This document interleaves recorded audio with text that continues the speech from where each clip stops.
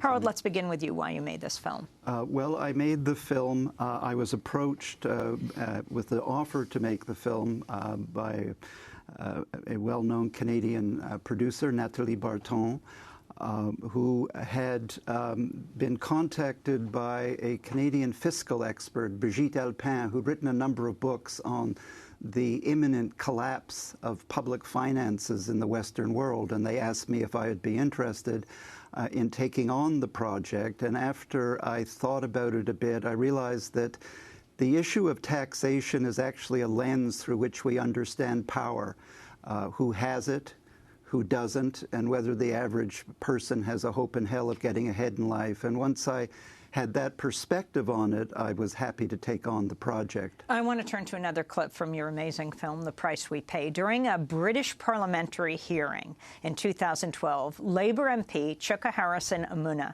questioned Barclays CEO Bob Diamond about his company's tax practices. Would you say that one of the ways companies meet their obligations to society is through the payment of tax? Yes or no? I think payment of tax is an important responsibility of businesses, yes. Could you tell me how many subsidiary companies your group uses and are incorporated in the Isle of Man? I don't have that number with me. I'd be happy to look into it. Well, according to the return that your group company put in last year, you have 30 subsidiaries operating in that jurisdiction. Can you tell me how many subsidiary companies you have operating in Jersey? I don't have that number with me either. The number is 38. Can you tell me how many subsidiary companies of your group are incorporated and operating in the Cayman Islands? Same answer. You have 181. Now, of course, all of these are well-known tax havens which are used by companies, and a cursory reading of your group returns shows that you have over 300 such companies operating in tax haven jurisdictions around the world. You will understand, Mr. Diamond, that there's obviously, I mean, if you look at the facts I've just presented, that would suggest that your bank is engaged on tax avoidance on a grand scale, would it not? Well, I don't know what I think tax evasion is a very clear phrase, and it's a space we would never go to. And I didn't use the word. And I chose the word tax efficiency, which is our obligation, and it's something that is in line with government policy. But your efficiency may be our avoidance. That's British Labour MP Chuka Harrison Amuna questioning the Barclays CEO at the time, Bob Diamond, about Barclays' tax practices. James Henry, you are the former chief economist at McKinsey Company. Also, you are featured in this film. Talk about what they were just speaking about. Well, the multinational companies and banks make this point all the time about being legal. You know, that dodges the fact that a lot of this regulatory business when it comes to corporate tax is very complicated, that these companies are intimately involved in influencing the law, and that essentially the international corporate tax system has devolved to a situation where it's a question of whether you can set up the right subsidiaries in Ireland or Luxembourg or Bermuda, shifting billions of dollars offshore to tax havens. And there's no longer a clear line between tax avoidance and tax evasion. How much money are we talking about the U.S. losing? Why should this matter to everyday people who don't use tax havens? Well, I think it matters in a lot of ways, but one direct estimate of this is at least $100 billion a year of lost tax revenue to the U.S. Treasury.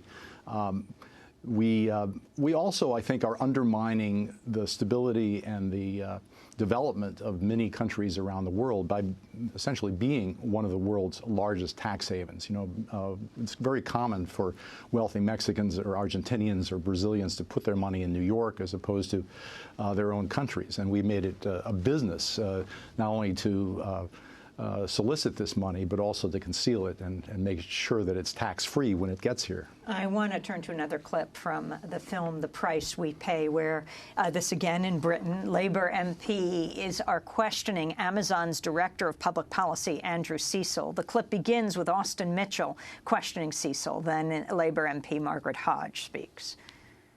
I'm interested in why you pay so little tax, corporation tax particularly, in this country, so that we can pay some kind of benefit to all the booksellers you've put out of business, because undoubtedly you've put a large number of booksellers, some of them local in my case, out of business. And I don't get frankly, from all this interview, why Luxembourg is so lucky. I mean, the books are here, the warehouses are here, the billing is here, the business is here, the customers are here. We have paid in excess of 100 million in payroll taxes in the last 5 years. We've paid tens of millions in business rates in the past 5 years. And I've heard this argument before. Let me just kill this argument because it really makes me cross. On the one hand, so does every other business.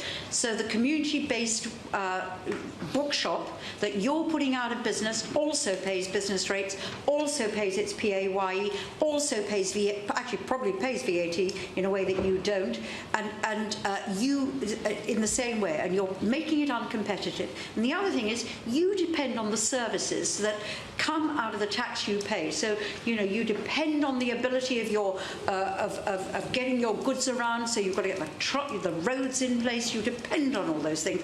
And probably worst of all, both you and Mr. Alsted employ people on probably minimum wage if we're lucky, and then we, the taxpayer, pick up the tax credit bill for that too. So we're putting a lot of money back into the people you put, and you're not putting enough tax into our economy. That's what's riding us all. That's Labour MP Margaret Hodge, interestingly questioning Amazon. Amazon's just announced they're opening their first actual bookstore after putting out of business many actual bookstores around the country in Seattle, Washington. But I'd like to turn to another clip from the film, which features Labour MP Margaret Hodge, as we just were listening to her, and the Vice President of Google UK, Matt Britton.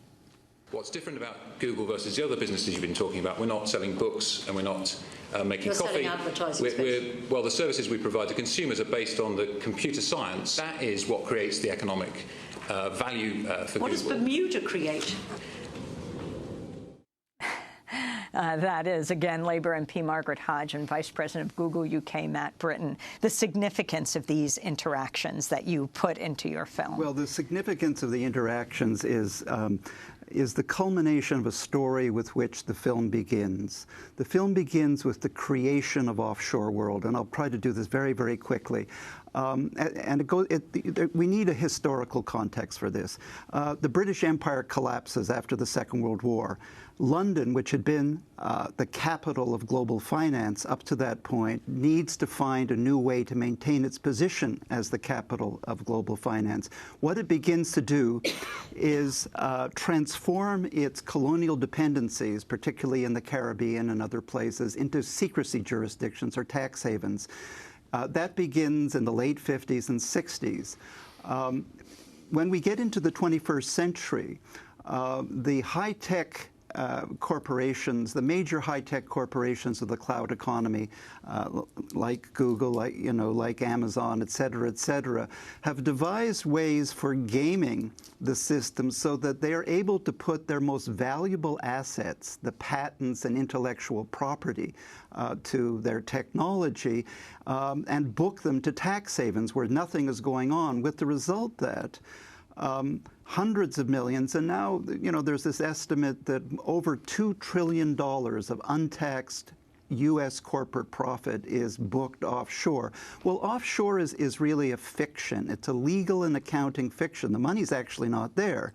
It's merely on a separate set of books in New York or London or Paris or New Haven. And the point of all this, Amy, is that the offshoring of the world's wealth is undermining some of the major social innovations of the 20th century. The middle class, Social Security, these are things that never existed before the First World War. And they're very, very dependent on a whole interconnected bunch of things. Progressive taxation, to start with, all of which is being undermined by this offshore world that is now being gamed to the tune of trillions of dollars. James Henry, we have 15 seconds. What do you think is most important to do right now? Well, there's a global tax justice movement. It recognizes this is a global haven industry that we're fighting, not just an archipelago of individual havens. And there's all kinds of tax reform that we need to put on the agenda. going forward. But this is not something that's going to be made in Washington. It's going to be something that citizens have to get involved in. Do you think Occupy began the movement? I think Occupy contributed to awareness, but I think we've got to make the focus on tax, because otherwise we have essentially these people are becoming citizens of nowhere for tax purposes, and they have extraordinary representation without taxation.